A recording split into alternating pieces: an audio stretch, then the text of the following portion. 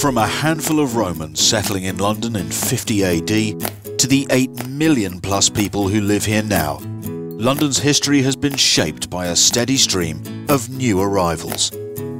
But all of these diverse groups have one thing in common: food. Which means that London is ready to indulge the food taste of every single visitor to the 2012 Games.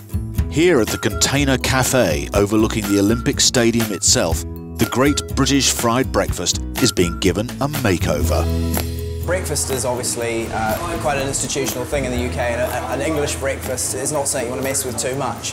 But at the same time, it's actually nice to consider reinventing something that's a little bit nicer, a little bit healthier. One of the dishes that we cooked is a twist on a kind of British classic, which is baked beans on toast. The slow-roasted butter beans are a delicious twist on this traditional dish. For me, the most important thing is fresh, good quality ingredients. We know exactly what we're eating. But how healthy is it really? Only one way to find out, on an Olympic hopeful. Got to make sure that, you know, in competition time, I've got to trim down a little bit. I cut back on my carbs, I eat more protein. Got a bit of carbs, you know, in the bread, a bit of fibre. This looks to me like it's granary bread, so there's a bit more fibre in that as opposed to white bread. So this is a really healthy diet. And what traditionally follows breakfast, just in time to give us a mid-morning boost? Coffee. Coffee houses first appeared in London in the 1650s. Bar Italia has been open here in Soho since 1949. The secret of a good cappuccino is not to boil the milk, it has to be frothy without being hot. And you do it not by looking in the jug to see the milk, you do it by listening to the jug. English people now are much more discerning. I think they really realise that, you know, good coffee is important as well. Bar Italia hasn't changed or deviated. We don't want to be the trendiest place in town. We just do what we do best, which is serve good coffee to really nice people 24 hours a day. And that's it. With Coffee Over in Soho, it's a 10-minute walk to the 5-star Corinthia Hotel, where a Michelin-starred chef is showcasing the very best of British produce. What I wanted to do here is get back to really what it's all about, is the simplicity of the food and great quality of the food. I think British food now is looking at that provenance, you know.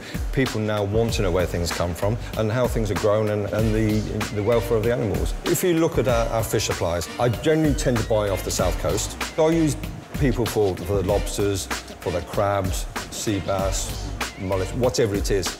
I will pick and choose on the day from those suppliers.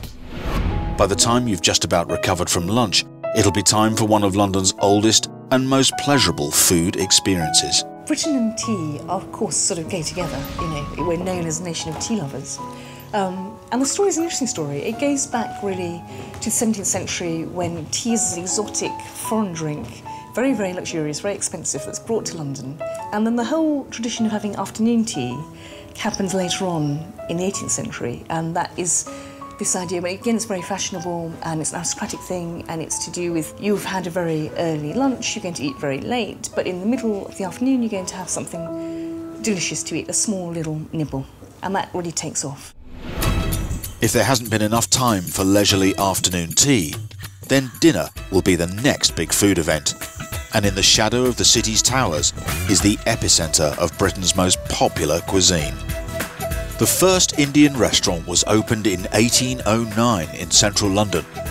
200 years later, curry has almost become our national dish. And in amongst familiar Punjabi dishes, Tayyab's offers its customers other specialities like nahari, mughal korma and karahi lamb chops.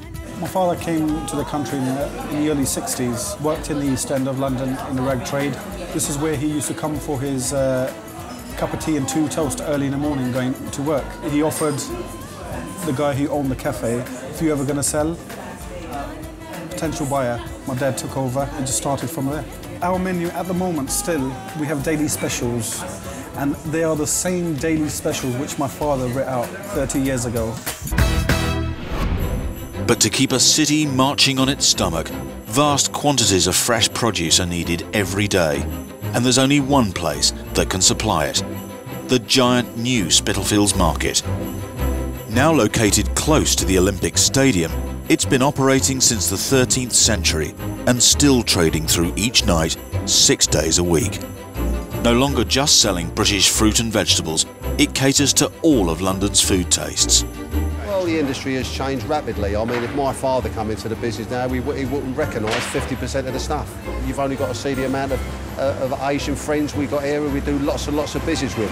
We're importing things like Corella, Doody, things like that was unheard of years ago, which are part of our diet now. And as dawn breaks and the night's business is concluded, only one thing is on everyone's mind: breakfast.